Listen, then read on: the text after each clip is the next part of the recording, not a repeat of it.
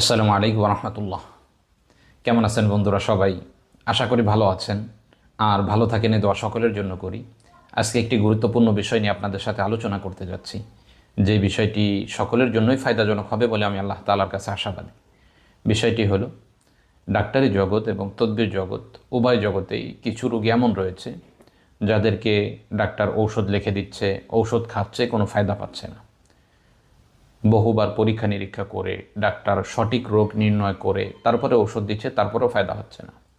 তদ্রূপভাবেও তদ্বির জগতেও কিছু রোগী এমন রয়েছে যারা বিভিন্ন মোদাব্বির পরিবর্তন করে বিভিন্ন ধরনের দোয়া দুরুদ প্রয়োগ করতেছে, রুকিয়া প্রয়োগ করতেছে, কিন্তু কোনো ফায়দা পাচ্ছে না।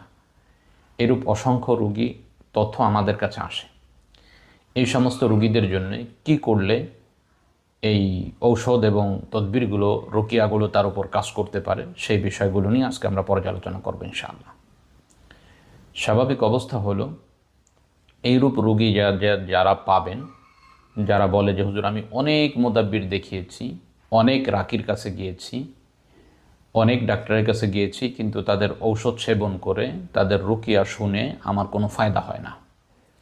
তো এইরূপ রোগীদের জন্য করণীয় হলো, আল্লাহ তাআলার একটা সিফাতি নাম আছে ইয়া মাজিদু।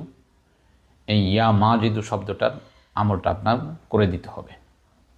আপনি যখন তাকে তার যেই সমস্যাগুলো হয়েছে এই সমস্যাগুলোর জন্য চিকিৎসা দিবেন, পাশাপাশি তাকে এই শব্দটাও শিখাই দিবেন। অর্থাৎ সে যেন এই ঔষধটা সেবন করার সময়, অথবা আপনি যেই দোয়াগুলো লিখে দিয়েছেন পানিতে ভিজিয়ে খাওয়ার জন্য, ওই পানিটা পান করার সময়, অথবা যেই রুকিয়া সে শ্রবণ করবে সেই রুকিয়া শোনার সময় ইয়া মাজিদু শব্দ এটা 10 বার পাঠ করে ওই পানিতে ফুঁক দিয়ে সে যেন পানিটা খায়, এবং ঔষধ হলে ঔষধের উপর ফুঁক দিয়ে সে যেন ঔষধটা সেবন করে। যখন এই আমলটা সে চলমান রাখবে, 1 সপ্তাহ পর্যন্ত যদি একাধারে করা যায়, তাহলে তার যেই সমস্যাগুলো সে অনুভব করতেছিল, যে ঔষধগুলো তার শরীরে কোনো কাজ করতেছে না, তদবিরগুলো তার শরীরের উপর কোনো প্রভাব ফেলতে পারতেছে না, রুকিয়াগুলো শুনে সে শ্রবণ ফায়দা পাচ্ছে না, এই ক্ষেত্রে ভালো ফায়দা সে অবলোকন করতে পারবে ইনশাআল্লাহ। আল্লাহ তাআলার সিফাতি নামের মধ্যে রয়েছে এক অজানা শক্তি, অজানা পাওয়ার। এটাকে আমরা যদি ইখলাসের সাথে প্রয়োগ করতে পারি, তাহলে এর ফায়দা আপনি নিজেই অবলোকন করতে পারবেন ইনশাআল্লাহ। অতএব যেই সমস্ত রোগীরা এইরূপ রয়েছে, আমি তাদেরকে বলবো অবশ্যই এই আমলটি আপনি করে আপনি ঔষধ, দোয়া, তদবির অথবা রুকিয়া এগুলো প্রয়োগ করবেন।